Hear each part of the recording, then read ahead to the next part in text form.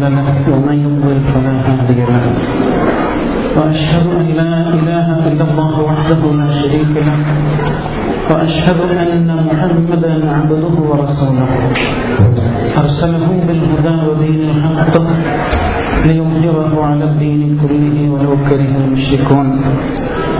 اللهم صل على محمد وعلى آل محمد كما صليت على إبراهيم وعلى آل إبراهيم وبارك على محمد وعلى آل محمد كما باركت على إبراهيم وعلى آل إبراهيم في العالمين إنك حميد مجيد.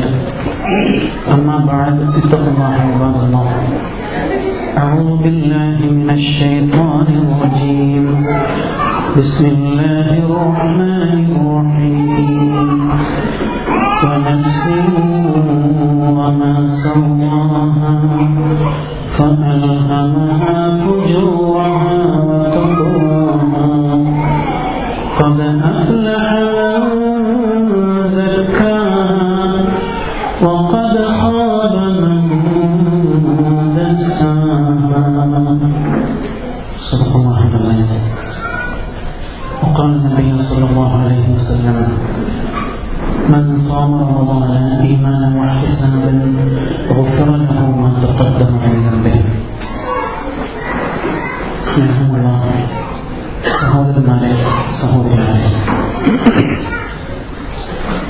കൈജി Easter zone സംഘടിപ്പിക്കുന്ന അഹ്ലൻ റഹ്മാൻ പരിപാടിയിലേക്ക്, മർഹബൻ യാ റഹ്മാൻ പരിപാടിയിലേക്ക് ക്ഷണിക്കപ്പെട്ടതിൽ ഏറെ സന്തോഷമുണ്ട്. അൽഹംദുലില്ലാഹ്. അല്ലാഹു സുബ്ഹാനഹു വ തആല നമ്മുടെ ഈ ഒത്തുചേരലിന്റെ എല്ലാ സത്ഫലങ്ങളും നമുക്ക് നൽകി അനുഗ്രഹിക്കുമാറാണ്. ഇസ്ലാം പ്രകൃതി മതമാണ്, അഥവാ ശുദ്ധ പ്രകൃതിയാണ് അതിൻ്റെ മുഖമുദ്ര. വായുവും വെള്ളവും വെളിച്ചവും പോലെ പ്രകൃതി മതം എന്ന് പറയുമ്പോൾ പ്രകൃതി എപ്രകാരമാണോ അള്ളാഹുവിൻ്റെ കൽപ്പനകൾക്ക് വിധേയമാവുന്നത് അതേപോലെ മനുഷ്യന് വിധേയമാവുക എന്നാണ് അതിൻ്റെ ഉദ്ദേശം. സൂര്യ, ചന്ദ്ര, നക്ഷത്രാദികൾ, കരയും കടലും എല്ലാം എപ്രകാരമാണ് അള്ളാഹുവിന് വഴിപ്പെട്ടത് അതേപോലെ നാമും അള്ളാഹുവിന് വഴിപ്പെടുക. അള്ളാഹുവിന്റെ സൃഷ്ടികളിൽ എല്ലാം പരിപൂർണമായും അള്ളാഹുവിന് വിധേയമാണ്. ഏത് വസ്തു എടുത്ത് പരിശോധിച്ചാലും ഒരു മാവ്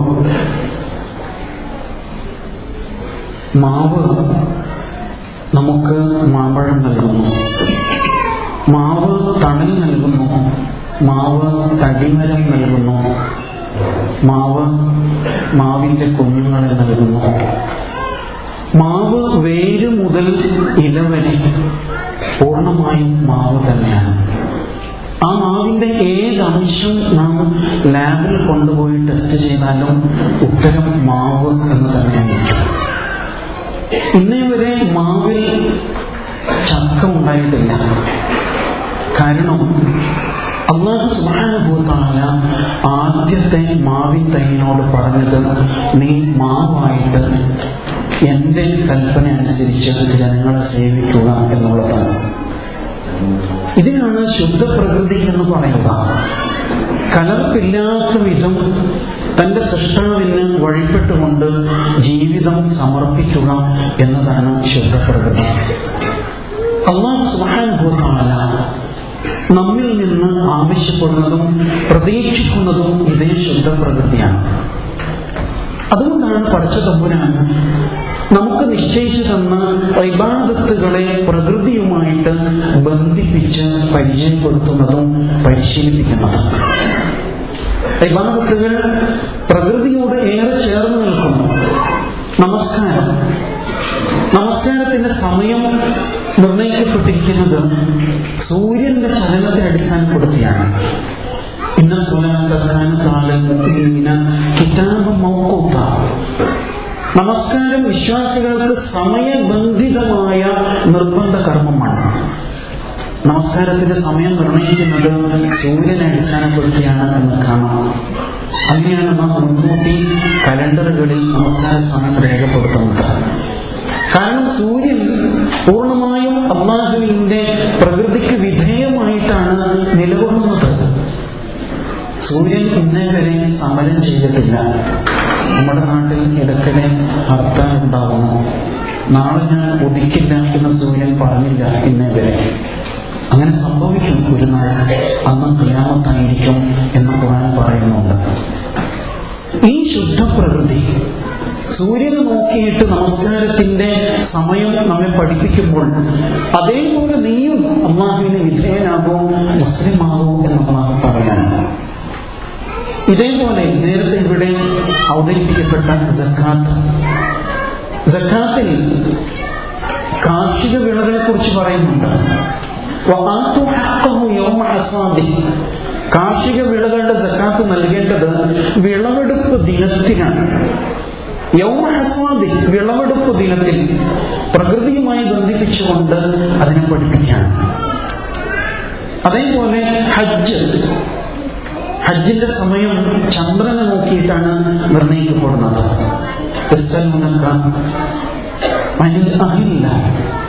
ചന്ദ്രന്റെ വൃദ്ധിക്ഷയങ്ങളെ കുറിച്ച് അവർ താങ്കളോട് ചോദിക്കുന്നുവല്ലോ, പറയുക ജനങ്ങൾക്ക് സമയം നിർണയിക്കുവാനുള്ള മാർഗമാണ് ഹജ്ജിന്റെ സമയവും അതിനെ അടിസ്ഥാനപ്പെടുത്തിയാണ്. ഇതേപോലെ മാസപ്പിറവികൾ സംഭവിച്ചുകൊണ്ടേയിരിക്കുന്നു. ഇൻഷാ അല്ലാഹ് ഈ വിശുദ്ധ റമളാനിനെ നാം പ്രതീക്ഷാപൂർവ്വം കാത്തിരിക്കുന്ന റമളാനിന്റെ മാസപ്പിറവിയും സംഭവിക്കും. അല്ലാഹു തആല അനുവദിച്ചെങ്കിൽ മാസപ്പിറവി സംഭവിച്ചാൽ അത് അറിഞ്ഞാൽ നിർവഹിക്കേണ്ട ഒരു പ്രാർത്ഥന റസൂൽ സല്ലല്ലാഹു അലൈഹി വസല്ലം പഠിപ്പിച്ചു. നമ്മളത് പഠിക്കേണ്ടതാണ്. اللهم أحله علينا بالأمن والإيمان والسلامة والإسلام ربي وربك الله. ആ ചന്ദ്രക്കലയെ നോക്കിയിട്ട് അല്ലെങ്കിൽ അത് പ്രത്യക്ഷമായി എന്നറിഞ്ഞാൽ നിർവഹിക്കേണ്ട പ്രാർത്ഥന اللهم أحله علينا بالأمن والإيمان. പടച്ചോനെ, ഈ മാസപ്പിറ സമാധാനത്തിന്റെ നിർഭയത്വത്തിന്റെ അടയാളമാക്കണമേ. ഇസ്ലാം, ശാന്തിയുടെ ഇസ്ലാമിന്റെ പ്രതീകമാക്കണമേ. ഇസ്ലാം സമർപ്പണമാണ്. അല്ലാഹുവിനുള്ള സമർപ്പണത്തിന്റെ പ്രതീകമാക്കണമേ എന്ന് പ്രാർത്ഥിക്കണം. ചന്ദ്രക്കല നമുക്ക് അറിയാമല്ലോ. ഉദയചന്ദ്രൻ മെല്ലെ മെല്ലെ ബാലചന്ദ്രനായി പൂർണ്ണചന്ദ്രനായി 14-ാം രാവായി പൂത്തുലഞ്ഞ് അസ്തമയ ചന്ദ്രനായിട്ട് പൂർണ്ണത പ്രാപിക്കുകയാണ്. ഇതേപോലെ നമ്മുടെ ജീവിതം അല്ലാഹുവിന് മുസ്ലിമാകണം. എന്നിട്ട് ചന്ദ്രനെ നോക്കിയിട്ട് ഇങ്ങനെ പറയണം, റബ്ബി വറബ്ബുക അല്ലാഹ്, എന്റെയും നിന്റെയും നാഥൻ അല്ലാഹു ആകുന്നു.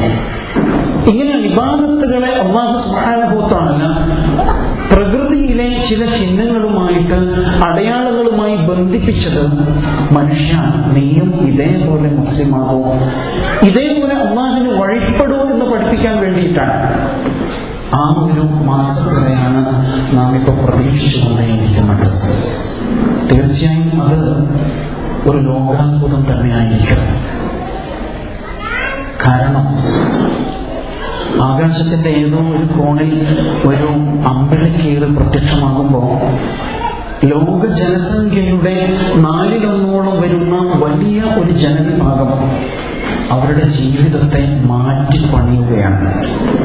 ഞാൻ ആലോചിച്ചു നോക്കൂ, ലോകത്തെ ഏതെങ്കിലും ഒരു ഏകാധിപതിയായ ഒരു ഭരണാധികാരി തന്റെ സകല ആയുധശേഷിയും സൈനിക സജ്ജീകരണവും ഉപയോഗിച്ചിട്ട് തന്റെ നാട്ടിലെ ജനങ്ങളുടെ ദിനചര്യയെ, ജീവിതക്രമത്തെ മാറ്റിമറിക്കാൻ തീരുമാനിച്ചാൽ സാധ്യമാകുമോ? ഭരണകൂടം ഉത്തരവിടാണ്, നിങ്ങൾ ഇത്ര ദിവസം പകലിൽ ഭക്ഷണം കഴിക്കരുത് എന്ന് പറഞ്ഞാൽ നടപ്പിലാക്കാൻ കഴിയുമോ? അസാധ്യമായിരിക്കും. കാരണം ഈ കർമ്മം തികച്ചും ആന്തരികമായ ഒരു വ്യായാമമാണ് എന്ന് കാണാം. നോമ്പിന്റെ ഏറ്റവും വലിയ സവിശേഷത അതാണല്ലോ, നോമ്പ് ആന്തരികമായ ഒരു വ്യായാമമാണ്. ഈ ലോകം പ്രകടനാത്മകതയുടേതാണ്. എല്ലാം പ്രകടിപ്പിക്കപ്പെട്ടുകൊണ്ടേയിരിക്കുകയാണ്. മറ്റുള്ളവർ കാണിക്കുവാൻ വേണ്ടിയിട്ട് പ്രവർത്തിക്കുന്ന ഒരു ശൈലി ലോകത്ത് വ്യാപകമാണ്. പക്ഷെ നോമ്പിനെ ഇബാദത്തുകളിൽ വേറിട്ട് നിൽക്കുന്നതാക്കുന്നത് അത് തികച്ചും ആന്തരികമായ ഒരു ശുദ്ധീകരണ പ്രക്രിയയാണ് എന്നതുകൊണ്ടാണ്. അതുകൊണ്ട് തന്നെയാണ് അല്ലാഹു സുബ്ഹാനഹു വ തആല അറിയിക്കുന്നതായിട്ട് റസൂൽ സല്ലല്ലാഹു അലൈഹി വസല്ലം പഠിപ്പിച്ചത്, അസ്സൗമു ലീ വ അന അജ്സി ബിഹി. നോമ്പ് എനിക്കുള്ളതാണ്, ഞാനാണ് അതിന് പ്രതിഫലം നൽകുക. അപ്പൊ മറ്റു ഇബാദത്തുകളോ അള്ളാഹ്ക്ക് വേണ്ടിയുള്ളതല്ലേ? അള്ളാഹ്ക്ക് വേണ്ടി തന്നെയാണ്. നമ്മൾ നിയ്യത്ത് ചെയ്യുന്നത് ലില്ലാഹി തആല എന്നാണല്ലോ. പണ്ടങ്ങനെയാണ് നമ്മൾ നിയ്യത്ത് ചൊല്ലി പഠിച്ചിട്ടുണ്ടാവുക. അള്ളാഹുവിന് വേണ്ടി, അള്ളാഹുവിന്റെ പ്രതിഫലം ആഗ്രഹിച്ചുകൊണ്ടാണ് ഞാൻ ഈ ഇബാദത്ത് അനുഷ്ഠിക്കുന്നത്. പക്ഷേ പടച്ചതമ്പുരാൻ പറയുന്നു,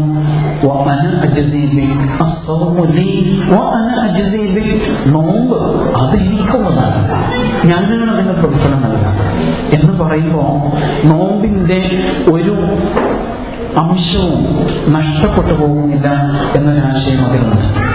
നമസ്കാരത്തിന്റെ ഫലം ഒരുപക്ഷെ നഷ്ടപ്പെട്ടു പോകാം. മറ്റുള്ളവർ കാണുവാൻ വേണ്ടിയിട്ട് ഒന്നുകൂടി ഭംഗി കൂട്ടി നമസ്കരിക്കുന്ന പ്രകൃതം ഉണ്ടാകാം. ദാനം ചെയ്യുമ്പോൾ ഇയാൾ ദാനശീലനാണ് എന്ന് സമൂഹത്തിൽ അറിയപ്പെടാൻ വേണ്ടി സംഭവിച്ചു പോകാം. എന്നാൽ നോമ്പിൽ അത് സംഭവിക്കുന്നില്ല എന്നത് നോമ്പിന്റെ ഒരു സവിശേഷതയാണ്. അതാണ് നോമ്പിനെ ഏറ്റവും മധുരതരമാക്കി തീർക്കുന്നത്. ഒരു വിശ്വാസി നോമ്പ് അനുഷ്ഠിക്കുമ്പോൾ അയാൾക്ക് അനുഭവിക്കാൻ കഴിയുന്ന സവിശേഷമായ അനുഭൂതി അത് തന്നെയാണ്. അതുകൊണ്ട് തന്നെ ആയിരിക്കണം നോമ്പുമായി ബന്ധപ്പെട്ടുകൊണ്ട് റസൂലുള്ളാഹി സ്വല്ലല്ലാഹു അലൈഹി വസല്ലം ഒരുപാട് വിശേഷങ്ങൾ നമ്മോട് പറയുന്നുണ്ട്. പ്രത്യേകിച്ചും ഈ വേളയിൽ, വിശുദ്ധ റമളാൻ സമാഗതമായിക്കൊണ്ടിരിക്കുന്ന ഈ വേളയിൽ സ്വർഗലോകത്ത് നടക്കുന്ന മഹത്തായ ചില അലങ്കാര പണികളെ കുറിച്ച് റസൂലുള്ളാഹി സ്വല്ലല്ലാഹു അലൈഹി വസല്ലം പഠിപ്പിക്കുന്നുണ്ട്.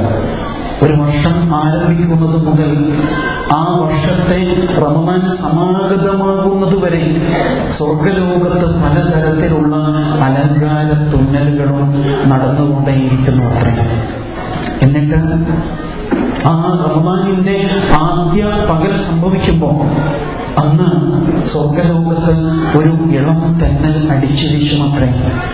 അത് അള്ളാഹുവിന്റെ അർശിന്റെ, അള്ളാഹുവിന്റെ സിംഹാസനത്തിന്റെ താഴ്ഭാഗത്ത് നിന്ന് പുറപ്പെട്ട് സ്വർഗത്തിലെ ഇലകളെ തഴുകി തലോടിയിട്ട് അത് സ്വർഗീയ സുന്ദരിമാരായ ഹൗറുൽ ഈനിന്റെ അടുക്കലേക്ക് എത്തിച്ചേരും.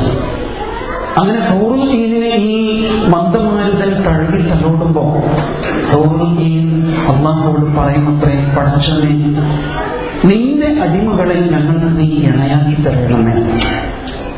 അങ്ങനെ അവർ മുഖേന ഞങ്ങൾക്ക് കൺകുളിർമ ഉണ്ടാവട്ടെ, ഞങ്ങൾ മുഖേന അവർക്കും കൺകുളിർമ ഉണ്ടാവട്ടെ എന്ന് ഹൗറുൽ ഈൻ അള്ളാഹുവോട് ആവശ്യപ്പെടും എന്ന് ഹദീസിൽ നമുക്ക് കാണാൻ കഴിയുന്നുണ്ട്. അങ്ങനെ പടച്ചതമ്പുരാൻ നമ്മൾ കൊതിപ്പിക്കുകയാണ്. വിശുദ്ധ റമളാനിന്റെ പുണ്യങ്ങളെ കുറിച്ച്, നോമ്പിന്റെ മഹത്വത്തെ കുറിച്ച് ധാരാളം ഹദീസുകൾ നമുക്ക് കാണാം. ഒരുപാട് ഹദീസുകൾ നമ്മൾ കേട്ടുകൊണ്ടേയിരിക്കുന്നു. അതിൽ ചിലത് ഒരുപക്ഷെ അന്ധമായ മനസ്സോടെ നാം മനസ്സിൽ കൊണ്ടു നടക്കുന്നുമുണ്ട്. തീർച്ചയായും അതിന്റെ പ്രായോഗികതയെ കുറിച്ച് നാം ബോധവാന്മാരാകണം. വിശുദ്ധ റമളാൻ സമാഗതമാകുമ്പോൾ റമളാനിന്റെ ആദ്യ രാവിൽ തന്നെ പിശാചുക്കൾ ബന്ധിക്കപ്പെടും. അതേപോലെ സ്വർഗകവാടം തുറക്കപ്പെടും, നരക കവാടം അടക്കപ്പെടും. നാം നിരന്തരം കേൾക്കാറുള്ള ഒരു ഹദീസാണത്. എങ്ങനെയാണ് ഈ ഹദീസിനെ നാം സമീപിക്കേണ്ടത്? റമളാൻ സമാഗതമാകുമ്പോൾ പിശാചുക്കൾ ബന്ധിക്കപ്പെടും, ചങ്ങലകളിൽ അടച്ചുപൂട്ടപ്പെടുകയാണ്. എല്ലാ നരക കവാടങ്ങളും പൊട്ടി അടക്കപ്പെടുകയും സ്വർഗ കവാടങ്ങൾ മലർക്കെ തുറക്കപ്പെടുകയും ചെയ്യും എന്ന അന്ധമായ അർത്ഥത്തിലാണോ? അതല്ല നമ്മുടെ ജീവിതവുമായിട്ട് വല്ല ബന്ധവും ആ പ്രയോഗത്തിനുണ്ടോ എന്ന് ആലോചിക്കുന്നത് നല്ലതാണ്. അതിന്റെ മറുപടി റസൂൽ സല്ലല്ലാഹു അലൈഹി വസല്ലം ആ ഹദീസിന്റെ തന്നെ തുടർച്ചയായിട്ട് പറഞ്ഞു തരുന്നുണ്ട്. ആ രാവിൽ ഒരു വെളിയാളം ഉണ്ടാകുമത്രേ വാനലോകത്ത്. യാ ബാഗിയൽ ഖൈർ അഖ്ബിൽ അഖ്ബിൽ വയാ ബാഗിയൽ ശർ അഖ്സിർ അഖ്സിർ എന്നായിരിക്കും ആ വെളിയാളം. നന്മ പ്രതീക്ഷിക്കുന്നവനെ, നന്മ കാക്ഷിക്കുന്നവനെ, മുന്നോട്ട് പോകൂ, മുന്നോട്ട് പോകൂ, നന്മയുടെ മാർഗത്തിൽ മുന്നേറിക്കൊള്ളൂ എന്ന് അയാൾക്ക് മുമ്പിൽ ആഹ്വാനമുണ്ടാകും. ഇതേപോലെ തിന്മയിൽ അഭിരമിക്കുന്നവനെ നീ പിന്മാറിക്കൊള്ളൂ, പിന്മാറിക്കൊള്ളൂ എന്നും പറയപ്പെടുന്നത്രേ. വിശുദ്ധ റമദാനിലെ ഓരോ രാവിലും വാനലോകത്ത് വെച്ച് ഉണ്ടാകുന്ന ഒരു വിളംബരമാണത് എന്ന് കാണാം. ആ വചനം കൂടി ചേർത്ത് വെച്ച് വേണം സ്വർഗകവാടം തുറക്കപ്പെടും, നരകകവാടം അടക്കപ്പെടും എന്ന പ്രയോഗത്തെ വ്യാഖ്യാനിക്കുവാൻ. യാ ബാഗിയൽ ഖൈർ, നന്മ കാക്ഷിക്കുന്നവനെ എന്ന വിളിയുണ്ടല്ലോ, അത് തികച്ചും വ്യക്തിപരമാണ്. നാം ഓരോരുത്തരെയും ആ വിളംബരക്കാരൻ യഥാർത്ഥത്തിൽ വിളിക്കുന്നുണ്ട്. നാം എങ്ങനെയായിരിക്കും ഉത്തരം നൽകാൻ തീരുമാനിക്കുന്നത്? അതിനനുസരിച്ചാണ് നമ്മുടെ പിശാച് ബന്ധിക്കപ്പെടുന്നത്. എന്നിലെ പിശാചിനെ ഞാൻ തന്നെ ബന്ധിക്കണം, എന്റെ സ്വർഗം ഞാൻ തന്നെ മുട്ടി തുറക്കണം, എന്റെ നരകം ഞാൻ തന്നെ കൊട്ടിയടക്കണം എന്നാണ് പറയുന്നതിന്റെ അർത്ഥം. ഈ തലത്തില് തികച്ചും പ്രായോഗികമായി വിശുദ്ധ റമദാനിനെ സമീപിക്കുക എന്നതാണ് ഏറ്റവും പ്രധാനമായിട്ടുള്ളത്. അങ്ങനെയാണെങ്കിലേ റമദാൻ കൊണ്ട് വല്ലതും നേടിയെടുക്കാൻ നമുക്ക് കഴിയുള്ളൂ. അല്ലെങ്കിൽ ഈ റമദാനും ഒരു ശീലം മാത്രമായിട്ട് മാറിപ്പോകും. വളരെ സൂക്ഷിക്കേണ്ട ഒരു കാര്യമാണ്. അല്ലാഹുവിൽ നിന്ന് നമ്മിലേക്ക് അയക്കപ്പെടുന്ന അതിഥിയെ എപ്രകാരമാണ് നാം സ്വീകരിക്കുന്നത് എന്ന് അല്ലാഹു സുബ്ഹാനഹു വ തആല നിരന്തരം നിരീക്ഷിച്ചുകൊണ്ടിരിക്കുകയാണ്. ഒരുപാട് ഓഫറുകൾ, വമ്പിച്ച വാഗ്ദാനങ്ങൾ അല്ലാഹുവിന്റെ ഭാഗത്ത് നിന്ന് നമുക്ക് ലഭിക്കുന്നതായിട്ട് റസൂലുള്ളാഹി സ്വല്ലല്ലാഹു അലൈഹി വസല്ലം അറിയിക്കുന്നുണ്ട്. നോമ്പുകാരന് വേണ്ടി പ്രത്യേക കവാടം സ്വർഗലോകത്തിൽ തുറക്കപ്പെടുകയാണ്. റയ്യാൻ എന്ന നന്മകളുടെ, പുണ്യങ്ങളുടെ പ്രതിഫലത്തിന്റെ സകല ദാഹവും തീർക്കുന്ന കവാടം അയാൾക്ക് വേണ്ടിയിട്ട് തുറക്കപ്പെടും എന്ന് ഹദീസിൽ കാണാം. പിന്നെ ഒരുപാട് വാഗ്ദാനങ്ങളുടെ പെരുമഴയെന്ന് പറയാം. ഓരോ കർമ്മത്തിന് പുണ്യം, ഒരു സുന്നത്തിന് ഫർദിന്റെ പുണ്യം, ഫർദിന് 70 പുണ്യം. ഒരാൾക്ക് ഒരൽപ്പം വെള്ളം നൽകിയാൽ നോമ്പ് തുറക്കാൻ, അതല്ലെങ്കിൽ ഒരു കാരക്കച്ചീള് നൽകിയാൽ, ഒരു കവിൾ പാല് നൽകിയാൽ അയാൾക്ക് നോമ്പെടുത്തവരുടെ പുണ്യം. ഇനി ഒരാളെ സുഭിക്ഷമായി ഊട്ടിയാലോ അയാളുടെ പാപങ്ങളൊക്കെയും പൊറുക്കപ്പെടും എന്ന് റസൂൽ സല്ലല്ലാഹു അലൈഹി വസല്ലം വാക്ക് നൽകുകയാണ്. തീർച്ചയായും ആ അർത്ഥത്തിൽ വിശുദ്ധ റമദാനിനെ പ്രായോഗികമായി സമീപിക്കാൻ കഴിയുക എന്നതാണ് പ്രധാനം. നോമ്പ് ഒരു പരിശീലന സംരംഭം തന്നെയാണ്. അതുകൊണ്ടാണല്ലോ ലഅല്ലക്കും തത്തഖൂൻ എന്ന് നോമ്പിന് ലക്ഷ്യമായിട്ട് അല്ലാഹു സുബ്ഹാനഹു വ തആല നമ്മെ പഠിപ്പിച്ചത്. നിങ്ങൾ തഖ്വയുള്ളവർ ആകുവാൻ വേണ്ടിയാണ് നോമ്പ്. അതൊരുപാട് അർത്ഥതലങ്ങളുള്ള സവിശേഷമായ പ്രയോഗമാണ്. നിങ്ങൾ തഖ്വയുള്ളവർ ആകുവാൻ വേണ്ടിയാണ് നോമ്പ് നിശ്ചയിക്കപ്പെട്ടിരിക്കുന്നത്. ആകുവാൻ വേണ്ടി എന്ന് പറയുമ്പോൾ ബോധപൂർവം നാം അതിനുവേണ്ടി ഒരുങ്ങി പ്രവർത്തിക്കേണ്ടതുണ്ട്.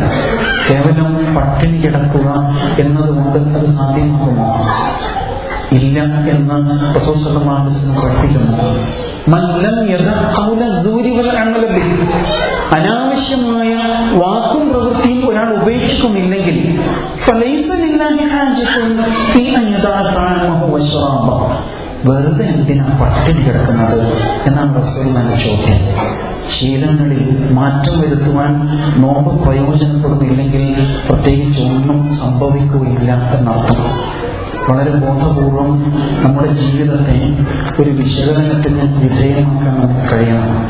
നമ്മളാരും അത്ര മോശക്കാരൊന്നുമല്ല, അല്ലേ? അല്ലാഹു സുബ്ഹാനഹു വ തആല മനുഷ്യനെ കുറിച്ച് പറഞ്ഞത് ലഖദ് ഖലഖനൽ ഇൻസാന ഫീ അഹ്സനി തഖ്വീം എന്നാണ്. ഏറ്റവും നല്ല ഘടനയിൽ, ഏറ്റവും ഉത്കൃഷ്ടമായ മൂശയിലാണ് നാം മനുഷ്യനെ പടച്ചത് എന്ന് പറഞ്ഞിട്ടുണ്ട്. നിങ്ങൾ ശില്പിയെ ശ്രദ്ധിച്ചിട്ടുണ്ടാവും. ശില്പം കൊത്തിയുണ്ടാക്കുന്ന ശില്പി ഉണ്ടല്ലോ, കുറച്ചു നേരം നിങ്ങൾ ഒരു ശില്പിയെ നോക്കി നിൽക്കുകയാണെങ്കിൽ നിങ്ങൾക്കൊരു കാര്യം ബോധ്യമാവും. എന്താണത്? ശില്പി യഥാർത്ഥത്തിൽ ശില്പം നിർമ്മിക്കുന്നില്ല എന്ന സത്യമാണ് നിങ്ങൾക്ക് ബോധ്യമാവുക. ശില്പി ശില്പം നിർമ്മിക്കുന്നില്ല. ശില്പി എന്താ ചെയ്യാം? ഒരു ശിലയിൽ ഉള്ളി കൊണ്ട് ഇങ്ങനെ കൊത്തിക്കൊണ്ടേ ഇരിക്കുകയാണ്. അയാൾ കുറെ നേരം അതിൽ പണിയെടുത്തുകൊണ്ടിരിക്കുമ്പോൾ ആ ശിലയുടെ കല്ലിന്റെ അകത്തുള്ള ആ ശില്പം താനെ കണ്ണെഴുക്കുകയാണ് ചെയ്യുന്നത്, സ്വയം പ്രത്യക്ഷപ്പെടുകയാണ് അല്ലേ? ആ കല്ലിലെ ശില്പമല്ലാത്ത ഭാഗങ്ങൾ കൊത്തിയെടുത്ത് കളയുമ്പോൾ ശില്പം താനെ രൂപപ്പെട്ടു വരികയാണ് ചെയ്യുന്നത്. ആലോചിച്ച് നോക്കാം, അതാണ് ശരി. അതേപോലെ അല്ലാഹു സുബ്ഹാനഹു വ തആല മനുഷ്യനാകുന്ന ഉത്കൃഷ്ട ശില്പത്തെ നേരത്തെ തന്നെ പടച്ചു വെച്ചിട്ടുണ്ട്. എല്ലാ നന്മകളും നമ്മുടെ അകത്തുണ്ട്. പിന്നെ എന്താ സംഭവിക്കുന്നത്? ഇടക്ക് പൊടി പുരണ്ട് ക്ലാവ് പിടിച്ച് അതിന്റെ നിറം മങ്ങി അങ്ങനെ ഒരു അവസ്ഥയിലെത്തുമ്പോൾ ഒന്നുകൂടി തുടച്ചു നിൽക്കുമ്പോഴില്ലേ നമ്മുടെ അകത്തെ വിശുദ്ധമായ ആ നന്മ അല്ലെങ്കിൽ ആ വിശുദ്ധമായ ശില്പം പുറത്തേക്ക് പ്രത്യക്ഷപ്പെടുകയാണ് ചെയ്യുന്നത്. അല്ലാഹു സുബ്ഹാനഹു വ തആല അതിന് വേണ്ടിയാണ് ഈ ഇബാദത്തുകളൊക്കെ നിശ്ചയിച്ചിരിക്കുന്നത്. ആത്മശുദ്ധീകരണ പ്രക്രിയയാണ് ഇബാദത്തുകളിലൂടെ സംഭവിക്കുക. എല്ലാ ഇബാദത്തിനും ഒരു ലക്ഷ്യമുണ്ട്. തീർച്ചയായും നോമ്പിന്റെ ലക്ഷ്യം ആത്മശുദ്ധീകരണ പ്രധാനം തന്നെയാണ് എന്ന് നാം തിരിച്ചറിയണം. പൊതുവെ കർമ്മങ്ങൾ എന്ന് പറയുന്നത് അല്ലെങ്കിൽ ഇബാദത്തുകൾ പൊതുവെ എന്തെങ്കിലും ചെയ്യലാണ് എന്നാണ് പറയാൻ. നമസ്കാരം ശരീരത്തെ ഒരു പ്രത്യേക രൂപത്തിൽ ചലിപ്പിക്കലാണ്, മനസ്സിന്റെ സാന്നിധ്യത്തോടു കൂടി തന്നെ. അതേപോലെ സക്കാത്ത് സമ്പത്ത് എടുത്ത് കൊടുക്കലാണ്. ഹജ്ജ് ശരീരപ്രധാനവും സാമ്പത്തിക പ്രധാനവും ഒക്കെയാണ് ഹജ്ജ്. എന്നാൽ നോമ്പിന്റെ ഒരു പ്രത്യേകത ഒന്നും ചെയ്യാതിരിക്കുക എന്നുള്ളതാണ്. ചെയ്യാതിരിക്കുക എന്ത്? ഹലാലായ കാര്യങ്ങൾ പോലും ചെയ്യാതിരിക്കുക. വെള്ളം കുടിക്കൽ ഹലാലല്ലേ? ഹലാലാണ്. പക്ഷെ വെള്ളം കുടിക്കാതിരിക്കുക, ഭക്ഷണം കഴിക്കാതിരിക്കുക. എന്തിനാണ് ഹലാലായ കാര്യം അല്ലാഹു തആല നമുക്ക് നിഷിദ്ധമാക്കിയത്? നോമ്പ് കാലത്ത് ഹലാലായത് ഹറാമാക്കിയിരിക്കുന്നു. എന്തിനാത്? നോമ്പ് കഴിഞ്ഞാൽ ഹറാമായതിൽ നിന്ന് അകന്നു നിൽക്കാൻ വേണ്ടിയിട്ടാണ്. അതിനുള്ള പരിശീലനമാണ് അവിടെ നടക്കുന്നത്. ഭക്ഷണം മുമ്പിലുണ്ട്, വീട്ടിൽ ഫ്രീസറിലുണ്ട്, ഫ്രിഡ്ജിലുണ്ട്, ചൂടുള്ളതുണ്ട്, തണുപ്പുള്ളതുണ്ട്, ഉണ്ടാക്കി തരാൻ വീട്ടിൽ ആളുണ്ട്. എല്ലാം ഉണ്ടായിട്ടും കഴിക്കുന്നില്ല. ഹലാലായ ഭക്ഷണം ഞാൻ കഴിക്കുന്നില്ല. കാരണം അല്ലാഹു തആല നോമ്പ് കാല പകലിൽ എനിക്കത് നിഷിദ്ധമാക്കിയിരിക്കുന്നു. എല്ലാം ഉണ്ടായിട്ടും കഴിക്കാതിരിക്കാനുള്ള ആ മനസ്സ് ഇച്ഛകളെ നിയന്ത്രിക്കുവാനുള്ള വളരെ കൃത്യമായ പരിശീലനമാണ് അല്ലേ? അതാണ് അവിടെ സംഭവിക്കുന്നത്. ഇച്ഛകളെ നിയന്ത്രിക്കണം. അപ്പൊ ഹലാലായത് കഴിക്കാതിരിക്കാനുള്ള കരുത്ത് നേടിക്കഴിയുമ്പോൾ സ്വാഭാവികമായും പിന്നീട് ഹറാമായതിനെ മാറ്റിവെക്കുവാനുള്ള ഉൾക്കരുത്ത് നമുക്ക് നേടാൻ പറ്റും. അതാണ് നോമ്പിലൂടെ നാം പരിശീലിക്കാൻ ശ്രമിക്കേണ്ടത് അതാണ്. അങ്ങനെയാകുമ്പോഴേ നോമ്പ് ഫലപ്രദമായി തീരുകയുള്ളൂ എന്നർത്ഥം. റസൂലുള്ളാഹി സ്വല്ലല്ലാഹു അലൈഹി വസല്ലം നമ്മുടെ മനസ്സിനെയും ശരീരത്തെയും കുറിച്ച് പറയുന്നുണ്ട്. നിങ്ങളോട് ചോദിക്കട്ടെ, നിങ്ങൾക്ക് മനസ്സിനെയാണോ ഇഷ്ടം, ശരീരത്തെയാണോ ഇഷ്ടം? മനസ്സാണോ ഇഷ്ടം, ശരീരമാണോ ഇഷ്ടം? പറയാൻ ബുദ്ധിമുട്ടുണ്ട്. കാരണം അവർ രണ്ടും സഹയാത്രികരാണ് ജീവിതത്തിൽ അല്ലേ? ആരോഗ്യമുള്ള മനസ്സിലാണ് ആരോഗ്യമുള്ള ശരീരം എന്ന് പറയുന്നു. കുഞ്ഞിനോട് ഉമ്മയാണോ ഇഷ്ടം, വാപ്പയാണോ ഇഷ്ടം ചോദിച്ചാൽ കുഞ്ഞ് ആകെ അസ്വസ്ഥനാകും. രണ്ടുപേരുടെ മുഖത്തേക്ക് മാറി മാറി നോക്കിയിട്ട് പറയും, എനിക്ക് രണ്ടുപേരെ ഇഷ്ടമാണ്. ഇതേപോലെ ശരീരത്തെയാണോ ഇഷ്ടം, മനസ്സിനെയാണോ ഇഷ്ടം ചോദിച്ചാൽ വേർപെടുത്തി പറയാൻ ബുദ്ധിമുട്ടാണ്. പ്രത്യേകിച്ച് ഇന്നത്തെ നമ്മുടെ ജീവിത ശൈലി ശരീരപ്രധാനമാണ്. കൂടുതലും ശരീരത്തെ മിനുക്കി ഒരുക്കി കൊണ്ടുനടക്കുന്ന കാലമാണിത് അല്ലേ? ശരീരവുമായി ബന്ധപ്പെട്ട് ഒരു ഭാഷ തന്നെ ഇപ്പൊ രൂപപ്പെട്ടിട്ടുണ്ട്. ശരീര ഭാഷ, ബോഡി ലാംഗ്വേജ് എന്ന് പറയുന്നത്. അത്രമാത്രം ശരീരത്തിന് പ്രാധാന്യം നൽകുന്ന ഒരു ജീവിതമാണ് നമ്മുടെ. ഇന്ന് നിങ്ങൾ കണ്ണാടിയിൽ നോക്കിയോ? ഇങ്ങോട്ട് വരുമ്പോൾ കണ്ണാടിയിൽ നോക്കിയിട്ടുണ്ടാവും. കണ്ണാടിയിൽ നോക്കുമ്പോൾ റസൂലുള്ളാഹി സ്വല്ലല്ലാഹു അലൈഹി വസല്ലം ഒരു പ്രാർത്ഥന പഠിപ്പിച്ചിട്ടുണ്ട്. എന്താ പ്രാർത്ഥന? അല്ലാഹുമ്മ ഹസ്സിൻ ഖുലുഖി കമാ അഹ്സൻത ഖൽഖി. പടച്ചോനെ, എനിക്ക് ഇത്ര സുന്ദരമായ ഈ ശരീരം നൽകിയ അല്ലാഹു, നീ എൻ്റെ മനസ്സിനെയും എൻ്റെ പ്രകൃതത്തെയും എൻ്റെ സ്വഭാവത്തെയും നന്നാക്കി തരണമേ എന്നാണ് പ്രാർത്ഥന. അല്ലാഹുമ്മ ഹസ്സിൻ ഖുലുഖി കമാ അഹ്സൻത ഖൽഖി എന്നൊരു പ്രാർത്ഥനയുണ്ട്. വളരെ ചെറിയ വാക്കുകളാണ്. എനിക്ക് ഇത്രയും സുന്ദരമായ ഈ ശരീരം തന്ന അല്ലാഹു, എൻ്റെ മനസ്സിനെയും നീ നന്നാക്കണമേ. അത് വളരെ അർത്ഥവത്തായ ഒരു പ്രയോഗമാണ്. ബാഹ്യമായ ഭംഗിയല്ല, സൗന്ദര്യമല്ല യഥാർത്ഥത്തിൽ ഒരാളെ വിലയിരുത്താനുള്ള മാർഗം, മറിച്ച് ആന്തരികമായ വിശുദ്ധിയാണ്. പക്ഷെ നമ്മൾ കൂടുതലും ശരീരത്തിന് വേണ്ടി പണിയെടുത്തുകൊണ്ടിരിക്കുന്നു. കുളിപ്പിക്കുന്നു, പൗഡർ ഇടുന്നു, മസാജ് ചെയ്യുന്നു, അല്ലേ, എക്സസൈസ് ചെയ്യുന്നു. ഇങ്ങനെ പലതരത്തിലും ശരീരപ്രധാനമായിട്ട് നമ്മൾ മുന്നോട്ട് പോകണം. നോമ്പ് നൽകുന്ന വളരെ പ്രധാനപ്പെട്ട ഒരു സന്ദേശം, നീ ശരീരമല്ല, നീ മനസ്സാണ്, നീ നിന്റെ ആത്മാവിന് പ്രാധാന്യം നൽകണം എന്നുള്ളതാണ്. അബ്ദുല്ലാഹി ഇബ്നു മുബാറക് ഇങ്ങനെ ചൊല്ലിയിട്ടുണ്ട്: യാ ഖാദിമൽ ജിസ്മി കം തസ്ആ ലിഖിദ്മതിഹി അതത്ലബു റിബഹ മിമ്മാ ഫീഹി ഖുസ്റാൻ. യാ ഖാദിമൽ ജിസ്ം, ഏ ശരീരത്തിന്റെ സേവക, കം തസ്ആ ലിഖിദ്മതിഹി, അതിനെ ഖിദ്മത്ത് ചെയ്യാൻ വേണ്ടിയിട്ട് നീ എത്രയാണ് പാടുപെടുന്നത്. നഷ്ടം മാത്രം പ്രതീക്ഷിക്കാൻ കഴിയുന്ന ഈ ശരീരത്തിൽ നിന്നാണോ നീ ലാഭം പ്രതീക്ഷിക്കുന്നത്? അവസാനം ഇത് ജീർണിച്ച് രോഗം ബാധിച്ച് ജീവൻ നഷ്ടപ്പെട്ട് മണ്ണിലിറക്കി വെക്കേണ്ട സാധനമുണ്ടേ, എന്നിട്ട് നീ അതിനു വേണ്ടിയാണല്ലോ പാടുപെടുന്നത്. അതുകൊണ്ട് അങ്ങനെയല്ല നീ ആവേണ്ടത്.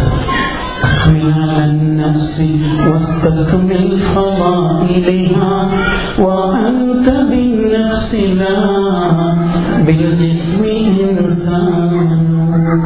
أقبل على النفس, നീ നിന്റെ മനസ്സിന്റെ വഴിയെ മുന്നോട്ട് പോകും. വസ്തക്മിൽ ഫളാഇലിഹ, അതിന് ഒരുപാട് ശ്രേഷ്ഠതകളുണ്ട്, ഒരുപാട് നന്മകളുണ്ട്, ഒരുപാട് കരുത്തുണ്ട്. അതിനെ പൂർത്തീകരിക്കാൻ വേണ്ടിയിട്ട് ശ്രമിക്കും. വഅൻത ബിന്നഫ്സ് ലാ ബിൽ ജിസ്മി ഇൻസാൻ, നീ ശരീരം കൊണ്ടല്ല മനുഷ്യനായത്, നീ നിന്റെ മനസ്സ് കൊണ്ടാണ് മനുഷ്യനായത്. വല്ലാത്ത വാക്കുകളാണ്.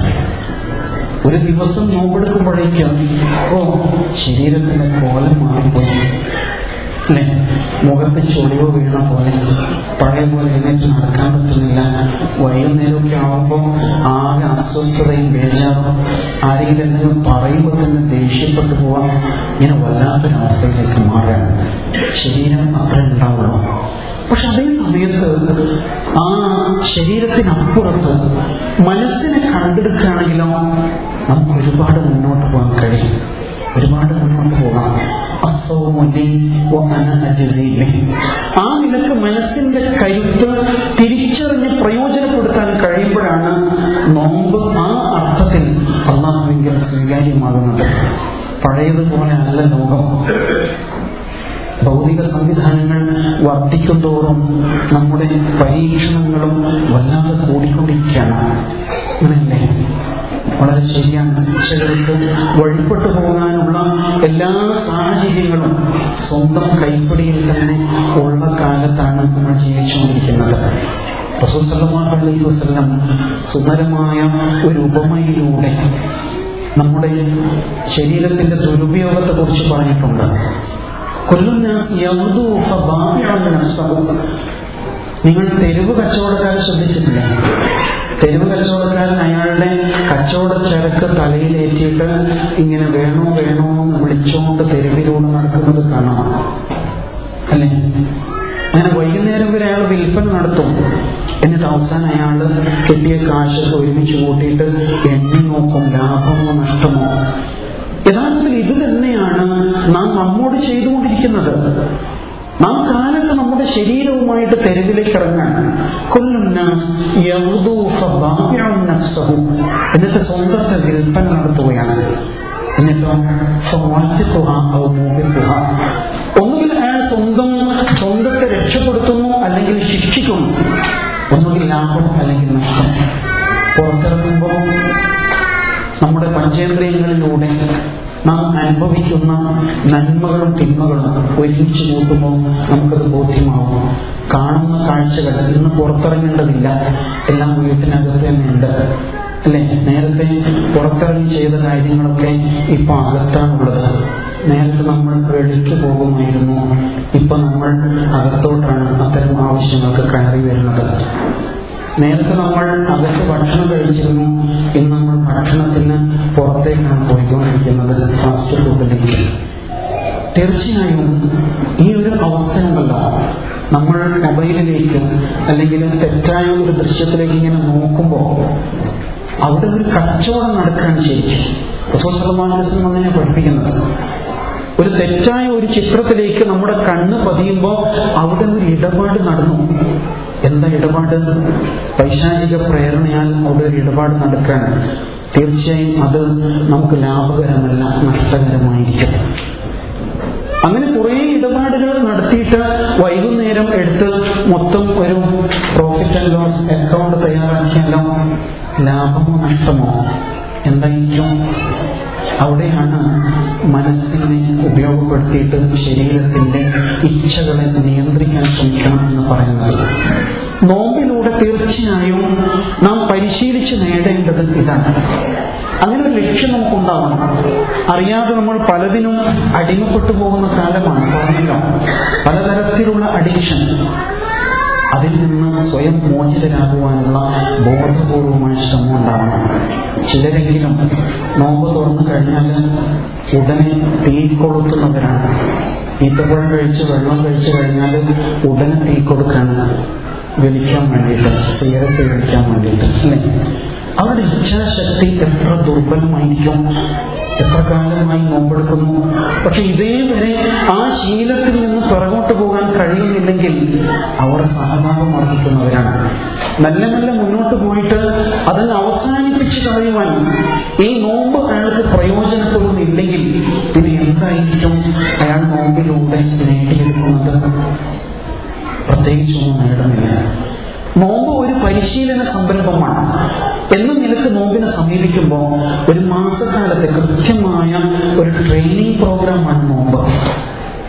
എന്ന നിലക്കൊന്ന് സമീപിച്ചു നോക്കുമ്പോൾ ഇപ്പൊ പലതരം കോഴ്സുകൾ നടക്കുന്നുണ്ടല്ലോ.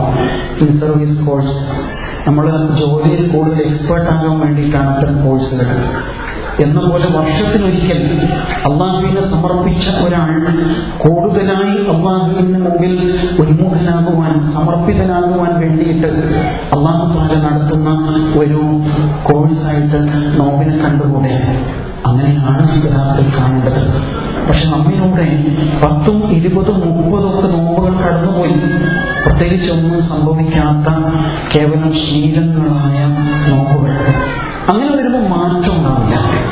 അതേ സമയത്ത് ഒരു ആത്മവിചാരണ നടത്തിയിട്ട് ഈ നോമ്പ് എന്നിൽ എന്ത് മാറ്റം സൃഷ്ടിക്കണം, ഇതാലോചിക്കാനാണ് ഇനിയൊരു 10-15 ദിവസം ബാക്കി നിൽക്കുന്നത്. നമ്മുടെ നാട്ടിലൊക്കെ പഴയ ശീലങ്ങളുണ്ടല്ലോ.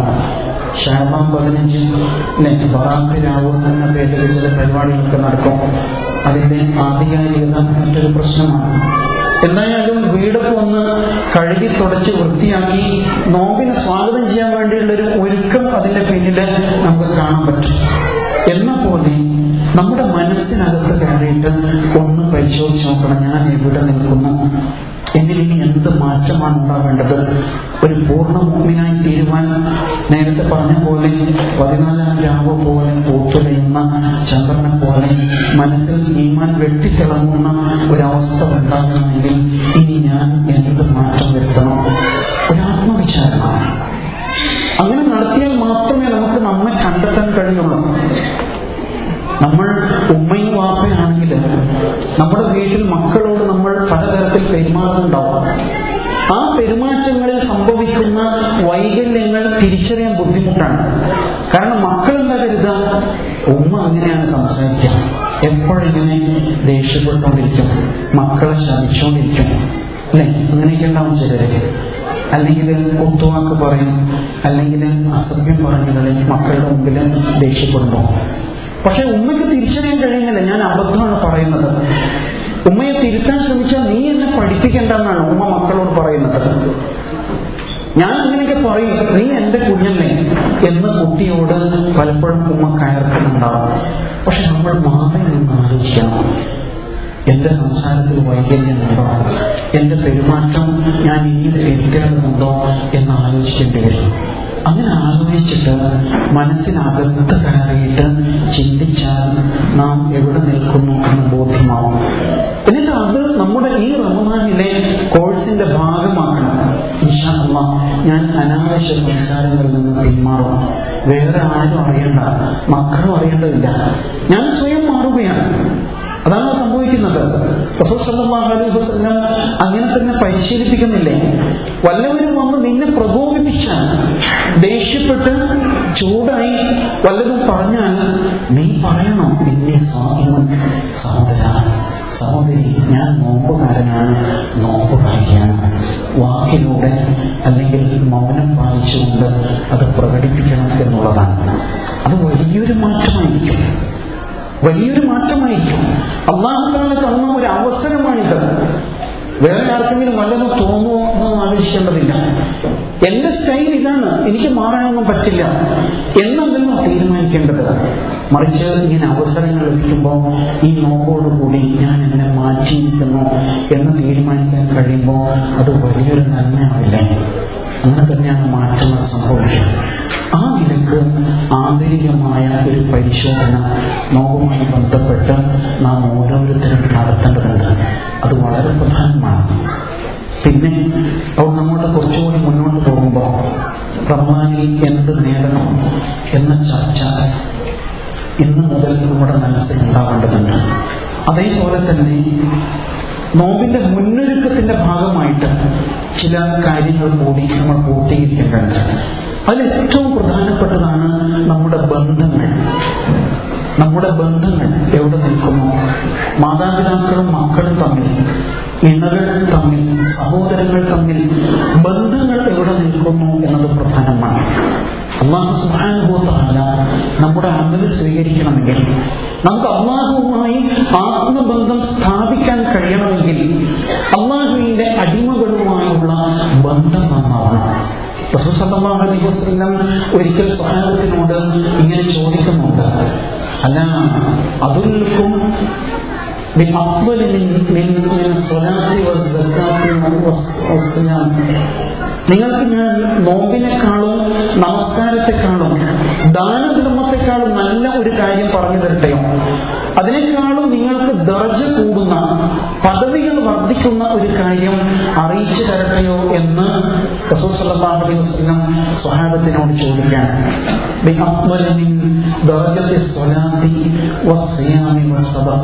എന്ന് ചോദിച്ചു. അപ്പൊ സ്വഹാബത്ത് പറഞ്ഞു തരൂ റസൂലേ എന്നാവശ്യപ്പെട്ടു. എന്താ പറഞ്ഞു കൊടുത്തത്? അൽ ഇസ്ലാഹു ദാത്തുൽ ബൈൻ, പരസ്പര ബന്ധം നന്നാക്കുക, പരസ്പര ബന്ധം നന്നാക്കുക. അതില്ലാതെ നമസ്കാരമോ നോമ്പോ ദാനധർമ്മമോ അല്ലാഹുവിൽ സ്വീകാര്യമല്ല എന്നാണ് പറയുന്നത്. നോമ്പിന്റെ മുന്നോടിയായിട്ട് ചെയ്യേണ്ട കാര്യമാണ്.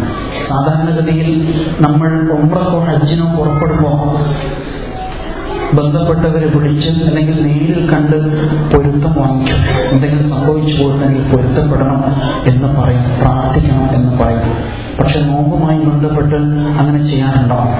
പഴയകാലത്ത് കാരണവന്മാര് വീടുകൾ കയറി ഇറങ്ങുമായിരുന്നു നോമ്പിന് മുമ്പ്. അത് ബന്ധം ചേർക്കലിന്റെ ഭാഗമാണ്. എന്തെങ്കിലും സൗന്ദര്യ പിണക്കങ്ങൾ മനസ്സിലുണ്ടെങ്കിൽ അതൊക്കെ മാറ്റിവെക്കണം. കാരണം നമ്മൾ അല്ലാഹുവിലേക്ക് തിരിയുകയാണ്. ആ നിലക്ക് അല്ലാഹുവിന്റെ അടിമകളോടുള്ള ഹക്ക് പൂർത്തീകരിക്കുവാൻ ഈ അവസരം ഉപയോഗപ്പെടുത്തണം. ഒന്ന് ഓർത്ത് നോക്ക്, ചിലപ്പോൾ സ്വന്തം ഉമ്മയോട് തെറ്റി നിൽക്കുന്ന മക്കളുണ്ടാവും. ആവുന്നില്ല, ഓർക്കാൻ പോലും കഴിയാത്ത കാര്യമില്ല. സ്വന്തം വാപ്പയോട് അകന്നു നിൽക്കുന്നവരുണ്ടാവും. സംഭവിക്കാവുന്നതാണ്. പക്ഷെ അതിനൊന്നും യാതൊരു വിധത്തിലുള്ള ന്യായീകരണവും അള്ളാഹു സ്വീകരിക്കില്ല. ചിലപ്പോൾ പറയാം, വാപ്പ ഇക്കാക്കാക്ക് അത്ര കൊടുത്തു, ഇക്കാക്കാക്ക് കൊടുത്തു, എനിക്ക് തന്നില്ല, അല്ലെ? എനിക്ക് ചില ന്യായങ്ങൾ പറയാനുണ്ടാവും. പക്ഷെ അതൊന്നും പടച്ച തമ്പുരാന്റെ മുമ്പിൽ വിലപ്പോവുകയില്ല. അത് അവരും അള്ളാഹും തമ്മിലുള്ള വിഷയമാണ്. പക്ഷെ അതിന്റെ പേരിൽ എന്തിനാണ് ഈ രക്തബന്ധത്തിൽ നീ വിള്ളൽ തീർക്കുന്നത് എന്ന് പടച്ചവൻ ചോദിക്കും. അങ്ങനെയുള്ളതാണ്. അതിനാൽ ആ അർത്ഥത്തിൽ ഏതെങ്കിലും ബന്ധങ്ങളിൽ വിള്ളലുണ്ടായിട്ടുണ്ടെങ്കിൽ, രക്തബന്ധങ്ങളിലോ സൗഹൃദങ്ങളിലോ വിള്ളലുണ്ടായിട്ടുണ്ടെങ്കിൽ അത് പരിഹരിക്കാൻ വേണ്ടി ശ്രമിക്കണം. റമദാൻ വരെ തന്നെ എന്തെങ്കിലും സംഭവിച്ചു പോകുന്നെങ്കിൽ എന്നോട് വിട്ടുവീഴ്ച ചെയ്യണം, ഓർക്കണം എന്നൊരു വാക്ക് നമുക്ക് പറഞ്ഞിട്ടുണ്ടെങ്കിൽ ഒരു നഷ്ടം ഉണ്ടാവില്ല. അങ്ങനെ പറയണം. ഇനി നേരിൽ കാണുന്നവരാണെങ്കിൽ കെട്ടിപ്പിടിച്ച് ഒന്ന് പൊട്ടിക്കരഞ്ഞ് അത് അവസാനിപ്പിക്കാൻ വേണ്ടിയിട്ട് തീരുമാനിക്കണം. അത് വളരെ പ്രധാനപ്പെട്ട ഒരു കാര്യമാണ്. അതേപോലെ രണ്ടാമത്തെ കാര്യം നേരത്തെ ഫൈസൽ സാഹിബ് സൂചിപ്പിച്ച വിഷയവുമായി ബന്ധപ്പെട്ടതാണ് നമ്മുടെ സാമ്പത്തിക ഇടപാടുകൾ. ഒരിക്കൽ റസൂൽ സല്ലല്ലാഹു അലൈഹി വസല്ലമയുടെ മുമ്പിൽ സഅദ് റളിയല്ലാഹു അൻഹു വന്നിട്ട് ചോദിച്ചില്ലേ, അല്ലാഹുവിന്റെ റസൂലേ, പ്രാർത്ഥന സ്വീകരിക്കാനുള്ള നിബന്ധന എന്താണ്? എന്തായിരുന്നു റസൂലുള്ളാഹിന്റെ മറുപടി? നീ നിന്റെ ഭക്ഷണം ശുദ്ധീകരിക്കും, എങ്കിൽ നീ പ്രാർത്ഥനയ്ക്ക് ഉത്തരം നൽകപ്പെടുന്നവനാകും. ഭക്ഷണം ശുദ്ധീകരിക്കുക എന്താ പറഞ്ഞത്? കീടനാശിനി കലരാത്തത് കഴിക്കാനാണോ? അല്ല, ഹലാലായത് കഴിക്കാനാണ് പറയുന്നത്. ഉപജീവന മാർഗം ശുദ്ധമായിരിക്കണം എന്നർത്ഥം. അത് വളരെ ഗുരുതരമായ വിഷയമാണ്. പലിശയുമായി ബന്ധപ്പെട്ട ഇടപാടുകൾ, അതുപോലെ ഹലാൽ അല്ലാത്ത വരുമാന മാർഗങ്ങൾ പ്രാർത്ഥന സ്വീകരിക്കപ്പെടുന്നതിന് വലിയൊരു തടസ്സമായിട്ട് നിൽക്കും. ആലോചിച്ച് നോക്ക്. നോമ്പ് നോറ്റ് പട്ടിണി കിടന്ന് അല്ലെ പ്രാർത്ഥനയ്ക്ക് ഉത്തരം കിട്ടുന്ന സന്ദർഭങ്ങൾ കണ്ടെത്തി രാത്രി വേളകളിൽ ഏകാന്തതയിൽ എന്നിട്ട് പടച്ചവന്റെ മുമ്പിലേക്ക് കൈ നീട്ടുമ്പോൾ എവിടെയോ ഒരു കല്ലുകടി അനുഭവപ്പെടുകയാണെങ്കിലും തീർച്ചയായും നമ്മുടെ ഒരു തീരുമാനം അതായിരിക്കണം. അത് പെട്ടെന്ന് മാറ്റിക്കളയാൻ കഴിയുന്നതായിരിക്കില്ല ചിലപ്പോൾ. പക്ഷെ ഒരു നിയന്ത്രിക്കുന്ന അത്തരത്തിൽ ഹലാൽ അല്ലാത്ത സാമ്പത്തിക ഇടപാടുകളിൽ നിന്ന് എത്രയും വേഗം ഞാൻ പിന്മാറും. അല്ലാഹു സുബ്ഹാനഹു വ തആല വഴി കാണിച്ചു തരിക തന്നെ ചെയ്യും. അത് വളരെ പ്രധാനമാണ്. അല്ലെങ്കിൽ പ്രാർത്ഥന ഉത്തരം ലഭിക്കാത്ത സാഹചര്യം ഉണ്ടാകും എന്നാണ് പ്രശ്നം. ഇത്തരത്തിലുള്ള ചില മുന്നൊരുക്കങ്ങൾ നോമ്പുമായി ബന്ധപ്പെട്ട് വളരെ പ്രധാനമാണ് എന്ന് നമ്മൾ അറിയണം. അതോടൊപ്പം തന്നെ നമുക്കറിയാം, നേരത്തെ ഇവിടെ ഖുർആൻ പാരായണത്തിൽ ശ്രമിച്ച ആയത്തുകളിലുണ്ട് ശഹ്റു റമളാൻ അല്ലദീ ഉൻസില ഫീഹിൽ ഖുർആൻ. വിശുദ്ധ റമളാൻ എന്ന മാസം, അതിന്റെ സവിശേഷതയായിട്ട് ഖുർആൻ എടുത്തു പറഞ്ഞത് ഖുർആൻ അവതരിപ്പിക്കപ്പെട്ട മാസം എന്നതാണ്. അല്ലാഹു സുബ്ഹാനഹു വ തആല ആദരിച്ച 4 മാസങ്ങളുണ്ട്. അത് വേറെയാണ്. ആ മാസങ്ങളിൽ റമളാനിനെ ഉൾപ്പെടുത്തിയിട്ടില്ല. റമളാനിന്റെ പ്രത്യേകത ഖുർആൻ അവതരണമായ മാസം എന്നത് തന്നെയാണ്. എന്തായിരിക്കും ഖുർആൻ അവതരിച്ചതിന് നമ്മളിങ്ങനെ പട്ടിണി കിടന്നോ? ആലോചിച്ചാൽ ചിലപ്പോൾ ഉത്തരം കിട്ടില്ല. ഖുർആൻ അവതരിച്ചതിന് നാം ഇതിന് പട്ടിണി കിടക്കണം. അത് നേരത്തെ പറഞ്ഞ കാര്യങ്ങളുമായിട്ടാണ് അതിന്റെ ബന്ധം. വിശുദ്ധ ഖുർആൻ ഒരു ജീവിതക്രമം പഠിപ്പിക്കുന്നുണ്ട്. ആ ക്രമം നെഞ്ചേറ്റുവാൻ കഴിയണമെങ്കിൽ തീർച്ചയായും മനസ്സിന് നല്ല ഇച്ഛാശക്തി ഉണ്ടാവണം. അത് നേടിയെടുക്കാനാണ് നോമ്പ്.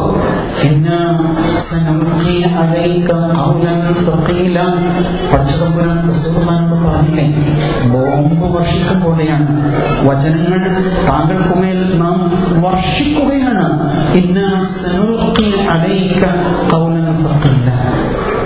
സൂറത്തുൽ മുസമ്മിൽ അങ്ങനെ വർഷിക്കപ്പെടുകയാണ് വചനങ്ങൾ. പക്ഷെ നമുക്കത് ഒരു ആഘാതമായിട്ട് അനുഭവപ്പെടാത്തത് എന്താണ്? നാം അതിനെക്കുറിച്ച് ആലോചിക്കാത്തത് കൊണ്ടാണ്. കൊടും തണുപ്പുള്ള പാതിരാത്രികളിൽ പോലും റസൂലുള്ളാഹിന്റെ നെറ്റിക്കടത്തില് വിയർപ്പ് പൊടിയില്ലേ? വഹയിന്റെ ആഘാതത്താൽ അല്ലെ? ഒട്ടകപ്പുറത്ത് സഞ്ചരിക്കുമ്പോൾ അതിന്റെ വാരിയെല്ലുകൾ കോർത്തു പോകുമാറ് ഒട്ടകം കുഞ്ഞു പോയില്ലേ? ആയിഷ ബീവിയുടെ മടിത്തട്ടിൽ കിടക്കുമ്പോൾ ആയിഷ ബീവിയുടെ കാലുകൾ എല്ലുകൾ പൊട്ടിപ്പോകുമോ എന്നവർക്ക് ഭയം തോന്നിയില്ലേ?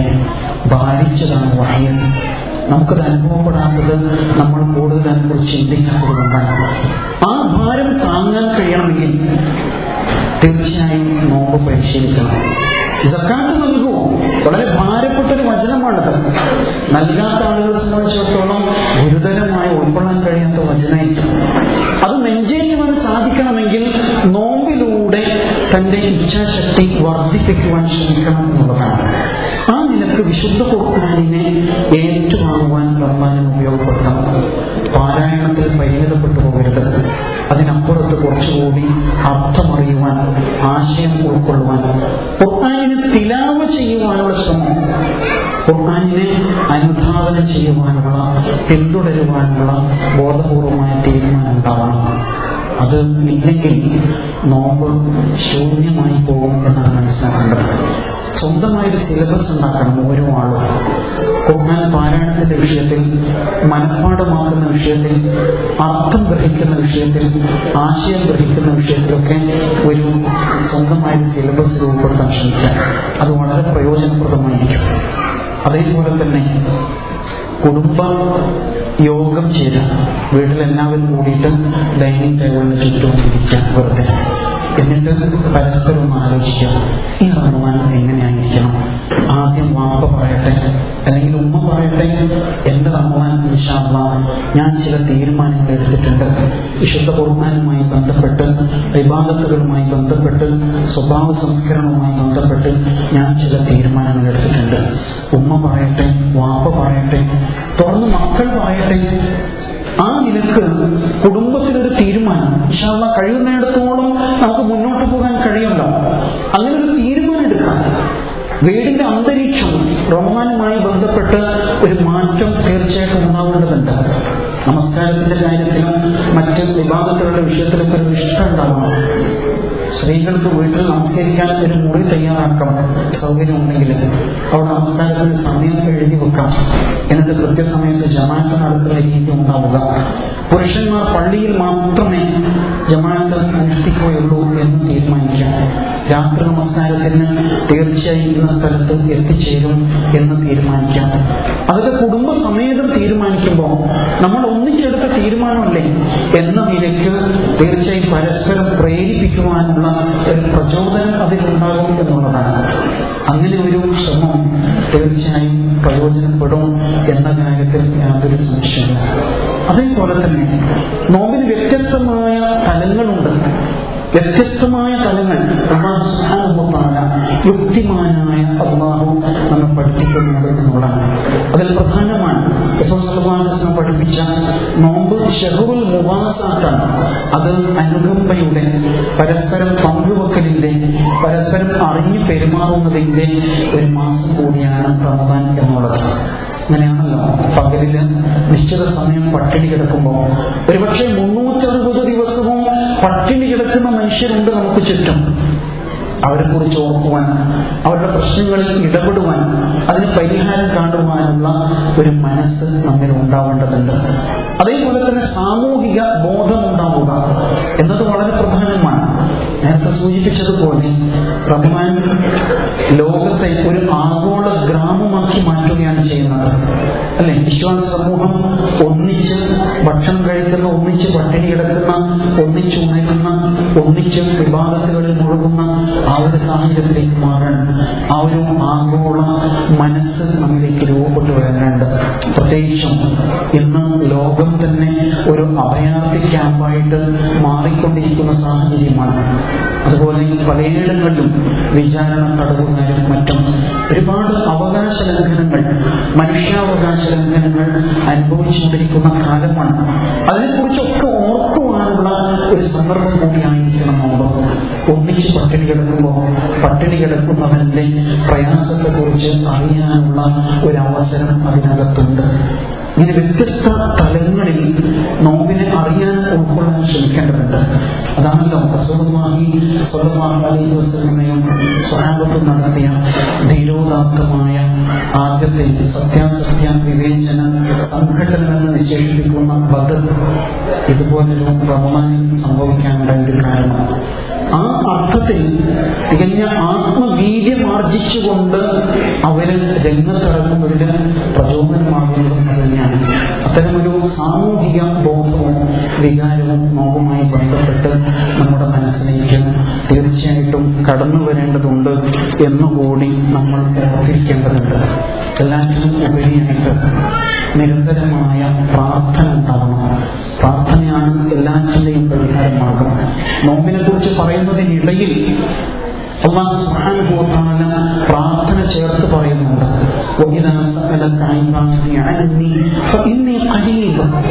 എന്നെ കുറിച്ച് എന്റെ അടിമ താങ്കളോട് ചോദിച്ചാൽ പറയും, ഞാൻ സമീപസ്ഥനാണ്. എന്നെ വിളിക്കുന്നവന്റെ വിളിക്ക് ഞാൻ ഉത്തരം ചെയ്യും.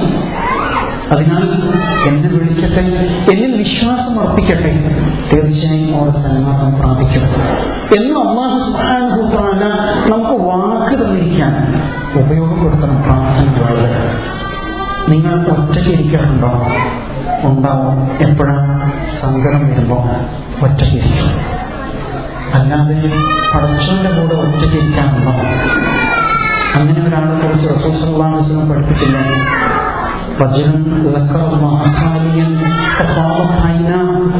അള്ളാഹുവെ കുറിച്ച് ഓർത്ത് ഒറ്റയ്ക്കിരുന്ന് കരയുന്ന ഒരു മനുഷ്യനെ കുറിച്ച് പറഞ്ഞു. അയാൾ തണലില്ലാത്ത ആ നാളില് അള്ളാഹിന്റെ തണൽ കിട്ടുന്ന ആളാണ്. ഒറ്റയ്ക്കിരിക്കുക. ഇന്ന് നമ്മളൊക്കെ അങ്ങനെയാണ് അല്ലേ? ഇത് കുനിഞ്ഞിരിക്കുന്ന കാലമാണല്ലോ. എല്ലാവരും കുനിഞ്ഞിരിക്കുകയാണ് വീട്ടില്. ആ യുദ്ധത്തെ കുറിച്ചല്ല പറഞ്ഞത്.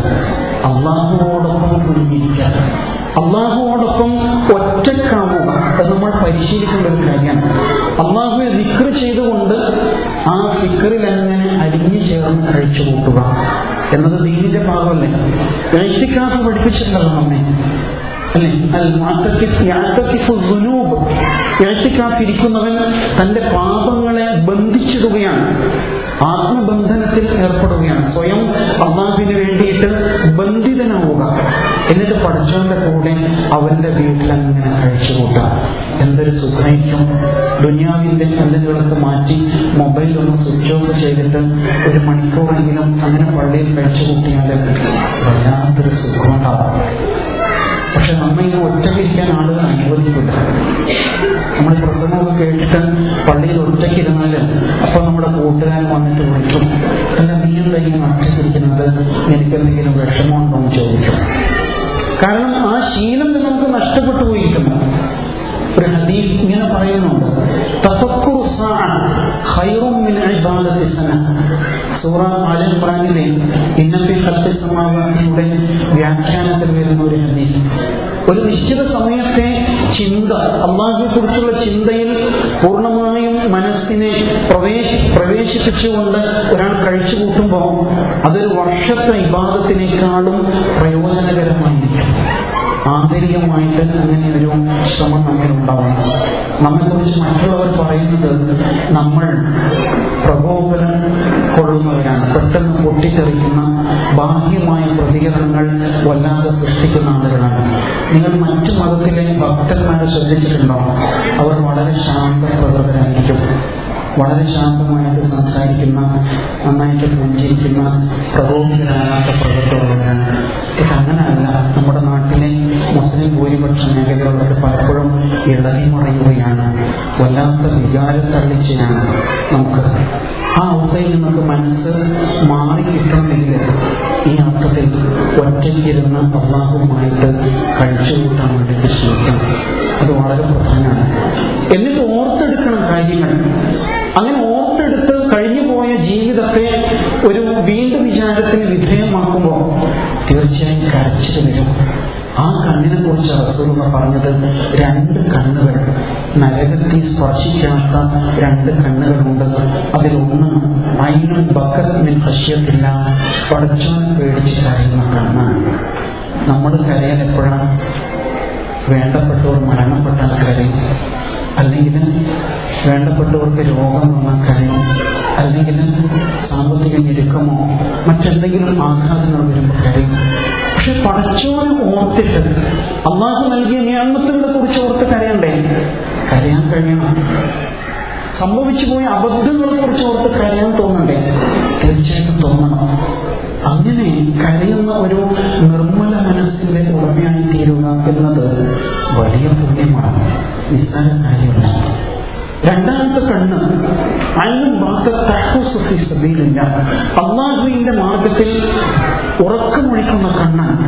ഇതൊരു ഉറക്കമൊഴിക്കലാണ്. ഇതേപോലെ ദീനീ പ്രവർത്തനങ്ങളുമായി ബന്ധപ്പെട്ടുകൊണ്ട് നേരത്തെ സൂചിപ്പിച്ചില്ലേ, നമ്മുടെ ഈ സംവിധാനത്തെ കുറിച്ച് KG കുറിച്ചൊക്കെ പറഞ്ഞില്ലേ, എന്ന പോലെ ദീനിന്റെ മാർഗത്തിൽ സമയം കണ്ടെത്തിയിട്ട് ഉറക്കമൊഴിച്ചും കഷ്ടപ്പെട്ടും പ്രവർത്തിക്കുന്ന കണ്ണ് തീർച്ചയായും നരകത്തെ സ്പർശിക്കാത്ത കണ്ണാണ് എന്ന് ഹദീസിൽ കാണാം.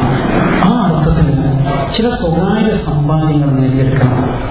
നമ്മൾ യാത്ര പോകുമ്പോൾ ശ്രദ്ധിക്കുന്നൊരു കാര്യമുണ്ട്. നിരന്തരം യാത്ര ചെയ്യുന്നവരാണെങ്കിലും കാശ് മുഴുവൻ ഒന്നിച്ചൊരു സ്ഥലത്ത് വെക്കൂല, അല്ലെ? കുറച്ച് കാശെടുത്തിട്ട് പിറകിലെ പോക്കറ്റിൽ തിരികെ വെക്കും. എന്തിനാ? അഥവാ എല്ലാം പോക്കറ്റ് അടിച്ചു പോയാലും വീട്ടിലെത്താനുള്ള കാശ് വേണം. ഇതേപോലെ നാളെ അള്ളാന്റെ മുമ്പിൽ എത്തുമ്പോഴില്ലേ, ഒരുപക്ഷെ നമ്മുടെ നന്മകളിൽ നിന്ന് കരുതി നാം കൂടെ കൊണ്ടുപോകുന്ന ഭാണ്ഡങ്ങളൊക്കെയും നഷ്ടപ്പെട്ടു പോകാം. പ്രകടനപരത കാരണമായിട്ട് അല്ലെങ്കിൽ ഏതോ തരത്തിൽ നഷ്ടപ്പെടാൻ ഏറെ സാധ്യതയുണ്ട്. അതേസമയം സ്വകാര്യമായ ചില നിക്ഷേപങ്ങൾ, പഠിച്ചോനെ ഇതൊന്ന് നോക്ക്, ബാക്കി എല്ലാം പോയാലും ഇതൊന്ന് പരിശോധിച്ച് നോക്ക് പഠിച്ചോനെ എന്ന് പറഞ്ഞിട്ട് കലർപ്പില്ലാത്ത അല്പം ചില സമ്പാദ്യങ്ങൾ പിറകിലെ പോക്കറ്റിൽ മാറ്റി വെക്കണം. അതാണ് ഒറ്റയ്ക്കിരുന്നുകൊണ്ട് അല്ലാഹുവുമായി അടുക്കാനുള്ള ശ്രമത്തിലൂടെ നമുക്ക് നേടിയെടുക്കാൻ കഴിയുക. റസൂൽ സല്ലല്ലാഹു അലൈഹി വസല്ലം ഇങ്ങനെ പഠിപ്പിക്കുന്നുണ്ട്. നമസ്കാരവും സക്കാത്തും നോമ്പൊക്കെ ആയിട്ട് ചിലർ വരും. പക്ഷെ അവിടെ എത്തിയാലോ അവരുടെ കർമ്മങ്ങളൊക്കെ മറ്റുള്ളവർക്ക് വിഹിതം വെച്ച് നൽകപ്പെടും. അങ്ങനെ പാപ്പരായി പോകുന്ന മനുഷ്യരുണ്ട്. അവിടെയാണ് ഇത്തരത്തിലുള്ള ചില സ്വകാര്യ നിക്ഷേപങ്ങൾ നമുക്ക് പ്രയോജനപ്പെടുക എന്ന് നമ്മൾ തീർച്ചയായിട്ടും തിരിച്ചറിയേണ്ടത്.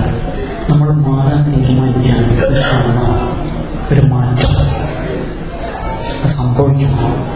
ഈ റമദാൻ കൊണ്ട് ഞാൻ ഇന്ന കാര്യങ്ങളിൽ മാറിയിരിക്കുന്നു എന്ന് നമുക്ക് നമ്മെ ബോധ്യപ്പെടുത്താൻ വേറൊരാളോട് പറയാനല്ല, സ്വയം മാറാനുള്ള ഒരു തീരുമാനം ഉണ്ടാവണം. ആൾക്കൂട്ടത്തെ നോക്കിയിട്ട് ഒരിക്കലും കർമ്മം ചെയ്യരുത്. എല്ലാവരും നോമ്പെടുത്തപ്പോൾ ഞാനും നോമ്പെടുത്തും, എല്ലാവരും തുറന്നപ്പോൾ ഞാനും നോമ്പ് തുറന്നു, ഇതല്ല. മറിച്ച് എന്റെ നോമ്പ് എന്റേത് മാത്രമാണ്. നാളെ അല്ലാഹുവിന്റെ മുമ്പിൽ ഞാൻ ഒറ്റയാനായിരിക്കും, ആരും എനിക്ക് കൂട്ടുണ്ടാവില്ല. അതുകൊണ്ട് എന്റേതായ ഒരു നോമ്പാണ് ഞാൻ അനുഷ്ഠിക്കുക എന്ന് നിശ്ചയിക്കേണ്ടതുണ്ട്. ആൾക്കൂട്ടത്തിന്റെ ഭാഗമാകുമ്പോൾ നോമ്പ് കേവലം ഒരു ശീലമായിട്ട് കടന്നു പോവുകയുള്ളൂ എന്ന് നമ്മൾ മനസ്സിലാക്കേണ്ടത്. അതാണ് നോമ്പിന്റെ രണ്ട് കണ്ടീഷൻ റസൂൽ സല്ലല്ലാഹു അലൈഹി വസല്ലം പഠിപ്പിക്കുന്നുണ്ട്. മൻ സാമ റമദാന ഈമാനൻ വഹ്തിസാബൻ എന്ന് പറഞ്ഞു. അല്ലാഹുവിലുള്ള വിശ്വാസത്തോടെയും ഇഹ്തിസാബ് പ്രതിഫലം കാക്ഷിച്ചുകൊണ്ട് എന്നാണ് അതിന്റെ ഒരു വ്യാഖ്യാനം. കൃത്യമായ കണക്ക് കൂട്ടൽ, ഹിസാബ് ഉണ്ടാവണം അതിന്റെ പിന്നിൽ. അങ്ങനെയല്ലേ നമ്മൾ ജോലി ചെയ്യുന്നത്? ഇത്ര സമയം ജോലി ചെയ്താൽ ഇത്ര ശമ്പളം എന്ന് കൃത്യമായൊരു കണക്കതിനുണ്ട്. ഒരു ദിവസം ലീവായാൽ ഇത്ര കട്ടായി എന്ന് പറയും പോലെ കൃത്യമായ ലക്ഷ്യങ്ങൾ, കൃത്യമായ ആസൂത്രണം നോമ്പുമായി ബന്ധപ്പെട്ട് ഉണ്ടാകുമ്പോഴാണ് അത് ലക്ഷ്യത്തിലെത്തുകയുള്ളൂ എന്ന് പ്രത്യേകിച്ച് നമ്മൾ മനസ്സിലാക്കിയിരിക്കേണ്ടതുണ്ട്.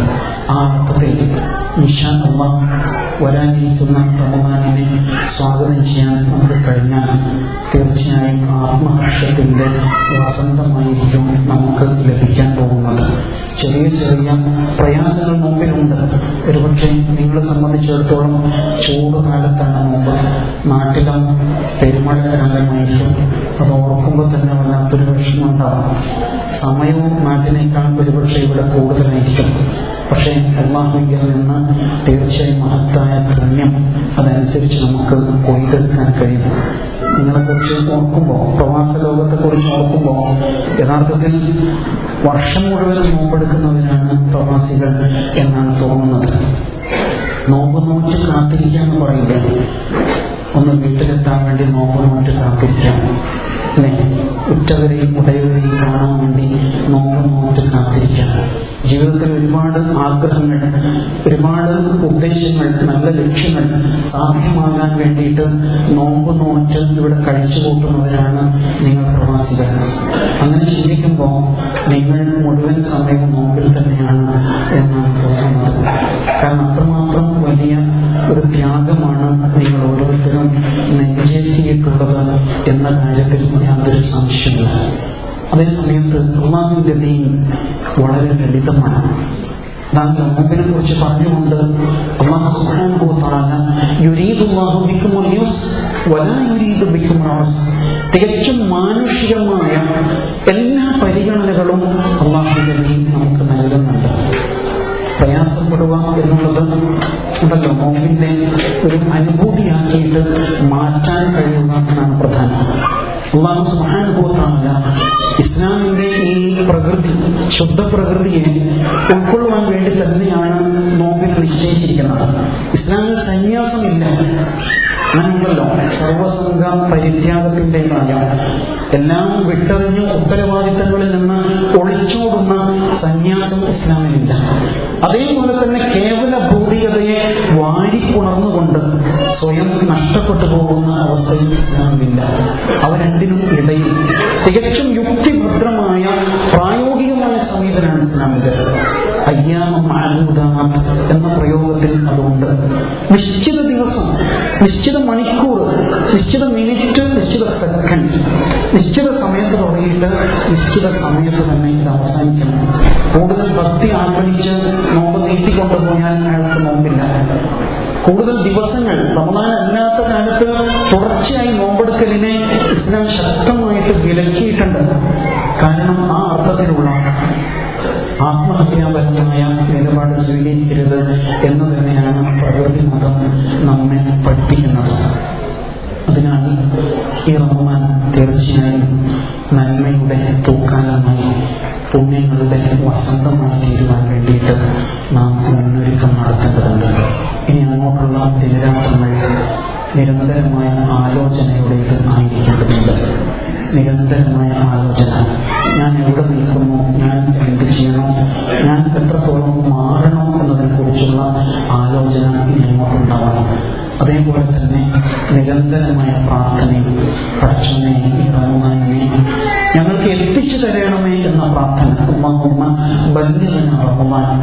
കാരണം വെളിപ്പാടുകളിൽ നിൽക്കുമ്പോഴും ആർക്കൊക്കെയാണ് പടച്ചതമ്പുരാൻ ഈ റമദാൻ നിശ്ചയിച്ചത് എന്ന് നമുക്കറിയില്ല. അത് പ്രാർത്ഥിച്ചിട്ട് നേടിയെടുക്കേണ്ട ഒരു കാര്യം തന്നെയാണ്. അതിനാൽ കൂടുതലായിട്ട് പ്രാർത്ഥന വർദ്ധിപ്പിക്കേണ്ടതുണ്ട്. അതേപോലെ തന്നെ നമ്മുടെ നാട്ടിൽ ഇവിടെയുമായിട്ടുള്ള ധാരാളം സഹോദരങ്ങൾ രോഗികളായിട്ടുണ്ട്. ഉമ്മയും പാപ്പയും സഹോദരങ്ങളും ആവശ്യമായ വാർദ്ധക്യ സംബന്ധമായ പ്രയാസം പൊഴിക്കുന്നവരുണ്ട്. ഇപ്പോൾ അവർ ഫോൺ ചെയ്യുമ്പോഴൊക്കെ പറഞ്ഞുകൊണ്ടിരിക്കുന്നുണ്ടാവും, റമദാൻ അടുത്ത് വരികയാണ്, ദുആ ചെയ്യണം, സിഹത്തോടെ ആഫിയത്തോടെ ഈ റമദാനിനെ സ്വാഗതം ചെയ്യാൻ വേണ്ടിയിട്ട് എന്ന് പറയുന്നവരുണ്ടാവും. തീർച്ചയായും അവരെ പ്രാർത്ഥനകളിൽ നമ്മൾ ഉൾപ്പെടുത്തേണ്ടതുണ്ട്. അതേപോലെ മുന്നൊരുക്കങ്ങളെല്ലാം പൂർത്തീകരിച്ച് നേരത്തെ സൂചിപ്പിച്ച സക്കാത്ത് പോലെയുള്ള ബാധ്യതകളെ കുറിച്ചൊക്കെ കൃത്യമായ ഒരു ധാരണയോടുകൂടി തന്നെ തികഞ്ഞ പ്രതീക്ഷയോടെ ഞാൻ നേടും എന്ന മനസ്സോടെ നോമ്പിലേക്ക് പ്രവേശിക്കാൻ കഴിയണം. അതാണല്ലോ നോമ്പിനെ റസൂൽ സല്ലല്ലാഹു അലൈഹി വസല്ലം പരിചയപ്പെടുത്തിയ 3 ഘട്ടങ്ങൾ. ഒന്നാമത്തേത് കാരുണ്യവും, രണ്ടാമത്തേത് പാപമുക്തിയും, മൂന്നാമത്തേത് നരകമുക്തിയുമായിട്ട് നിശ്ചയിക്കപ്പെട്ടിരിക്കുന്നു. അത് ശരിക്കും പ്രായോഗികമായൊരു സമീപനമാണ്. ജീവിതത്തിന്റെ ഏതൊക്കെയോ മൂടുവഴികളിൽ നിന്ന് റമദാനിന്റെ രാജപാതയിലേക്ക് നമ്മൾ പ്രവേശിക്കുമ്പോൾ വല്ലാത്ത അസ്വസ്ഥത ഉണ്ടാവും. പടച്ചവന്റെ മുഖത്തേക്ക് ഞാൻ എങ്ങനെ നോക്കും, എന്തൊക്കെയാണ് സംഭവിച്ചു പോയത്?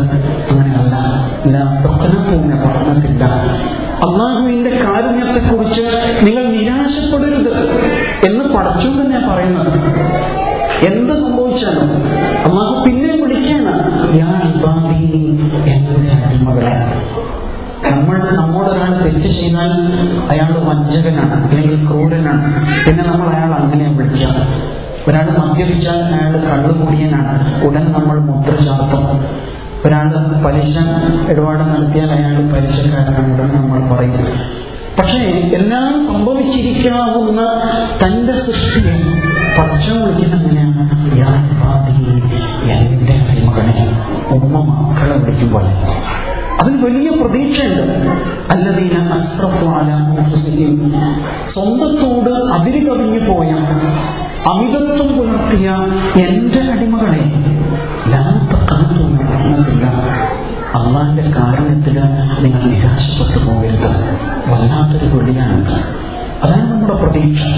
അതുകൊണ്ട് മുഖം താഴ്ത്തല്ല, ഉയർത്തിപ്പിടിച്ചുകൊണ്ട് തന്നെ പടച്ചവനെ നിന്റെ അടിമയ്ക്കാണ്, നിന്നിലേക്ക് തിരിച്ചു തിരിക്കുന്നു എന്ന നിലയ്ക്ക് അള്ളാഹുവിലേക്ക് എത്തിച്ചേരാനാണ് കഴിയേണ്ടത്. അങ്ങനെ റഹ്മത്ത് തേടി നല്ല നല്ല മഗ്ഫിറത്ത് തേടുവാനുള്ള ആത്മവിശ്വാസം കൈവരിച്ച് നരകമുക്തിയും സ്വർഗപ്രവേശവും റയ്യാൻ കവാടത്തിലൂടെയുള്ള പ്രവേശവും സാധ്യമാക്കുവാനാണ് ശ്രമിക്കുന്നത്. അല്ലാഹു സുബ്ഹാനഹു വ തആല അതിന് തൗഫീഖ് നൽകുമാറാവട്ടെ. പടച്ചവനെ, വെളിപ്പാടുകളെ കെട്ടിനിൽക്കുന്ന ഈ റമദാനിനെ എല്ലാ അർത്ഥത്തിലും വിജയിക്കുവാൻ ഞങ്ങൾക്ക് നീ തൗഫീഖ് നൽകുമാറാവട്ടെ. ആയുസ്സിന്റെ ഖജനാവ് നിന്റെ പക്കലാണ് നാഥ. ഈ റമദാനിന് കൂടി ഞങ്ങളുടെ ആയുസ്സിനെ നീ നീട്ടിത്തരുമാറട്ടെ. പടച്ചവനെ, ഒരുപാട് നല്ല തീരുമാനങ്ങൾ ഈ അനുഗ്രഹിച്ച സദസ്സിൽ വെച്ച് ഞങ്ങളെടുക്കാൻ വ്യക്തിപരമായും കുടുംബപരമായും ഒരുപാട് നന്മകൾ നേടിയിട്ട് തിരിച്ചും വ്യത്യസ്തമായ ഒരു ജന്മമായി മാറണം എന്ന് ഞങ്ങൾ നിയന്ത്രിച്ചാണ്. പടച്ചവനെ, ആ നിയത്തുകൾ പൂർത്തീകരിക്കാൻ ഞങ്ങൾ അനുഗ്രഹിക്കാറുണ്ട്. പടച്ചവനെ, ഒരുപാട് പ്രയാസങ്ങൾ അനുഭവിക്കുന്നവരുണ്ട്. രോഗങ്ങൾ കൊണ്ടും മാനസിക പ്രയാസങ്ങൾ കൊണ്ടും ബുദ്ധിമുട്ടുന്നവരുണ്ട്. എല്ലാവർക്കും ആശ്വാസം നൽകണമെന്നുണ്ട്. പടച്ചവനെ, ഒരുപാട് ബാധ്യതകളും ഉത്തരവാദിത്തങ്ങളും നെഞ്ചേറ്റിക്കൊണ്ടാണ് ജന്മനാട് വിട്ട് പ്രവാസ ലോകത്തേക്ക് എത്തിച്ചേർന്നത്. ഞങ്ങളുടെ സതുദ്ദേശങ്ങളെല്ലാം പൂർത്തീകരിച്ചു തരുന്നവരുടെ മക്കളുടെ പഠനവും അതുപോലെ വിവാഹവും മറ്റ് ഒരുപാട് ബാധ്യതകൾ, വീടിൻ്റെ പൂർത്തീകരണവും അതുപോലെ തന്നെ സാമ്പത്തികമായ വിഷയങ്ങളും എല്ലാം പൂർത്തീകരിച്ചു തരണമെന്നവരുടെ ഹലാലായ ഉദ്ദേശങ്ങൾ പൂർത്തീകരിച്ചു തരണമെന്നാണ്. നേരത്തെ ഒരു സഹോദരൻ അദ്ദേഹത്തിൻ്റെ മകളുടെ വിവാഹക്കാര്യം സൂചിപ്പിക്കേണ്ടായി. പടച്ചവനെ, വിവാഹപ്രായത്തിൽ നിൽക്കുന്ന എല്ലാ മക്കൾക്കും ഇണകളെ അനുഗ്രഹിക്കണമെന്നുണ്ട്. പടച്ചവനെ, മക്കളിലൂടെ ഞങ്ങൾ പരീക്ഷിക്കാറുണ്ട്. മക്കൾക്ക് ഹിദായത്തിന്റെ വഴി കാണിച്ചു കൊടുക്കണമെന്നാണ്. പടച്ചവനെ, നീ നൽകിയ സമ്പത്തും വിഭവങ്ങളുമെല്ലാം അമാനത്തായി കണ്ടുകൊണ്ട് നന്മയുടെ മാർഗത്തിൽ പരലോക നന്മയ്ക്ക് വേണ്ടിയിട്ട് പ്രയോജനപ്പെടുത്തുവാൻ ഞങ്ങൾ അനുഗ്രഹിക്കണമെന്നുണ്ട്. പടച്ചവനെ, നന്മയുടെ മാർഗത്തിൽ പരമാവധി മുന്നേറുവാൻ ഇത്തരത്തിലുള്ള സാമൂഹിക ഇസ്ലാമിക സംവിധാനങ്ങളോട് ചേർന്ന് മുന്നോട്ട് പോകുവാൻ ഞങ്ങളെ അനുഗ്രഹിക്കാറുണ്ട്. ഈ സംവിധാനവുമായി ബന്ധപ്പെട്ട് പ്രവർത്തിക്കുന്ന ഇതിന്റെ നേതാക്കളും സംഘാടകരുമായ എല്ലാവരെയും അനുഗ്രഹിക്കാറുണ്ട്. പടച്ചവനെ, ഇതേ മാർഗത്തിൽ ഞങ്ങൾക്കെല്ലാം ഒത്തുപോകുവാൻ നീ അവസരം നൽകി അനുഗ്രഹിക്കാറുണ്ട്. ربنا آتنا في الدنيا حسنة وفي الآخرة حسنة وقنا عذاب النار. اللهم بلغنا رمضان، اللهم بلغنا رمضان، اللهم وفقنا فيه الصيام والقيام وتلاوة القرآن. ربنا تقبل منا إنك أنت السميع العليم وتب علينا إنك أنت التواب الرحيم. وصلى الله على محمد وعلى آله وصحبه أجمعين والحمد لله رب العالمين. السلام عليكم ورحمة الله.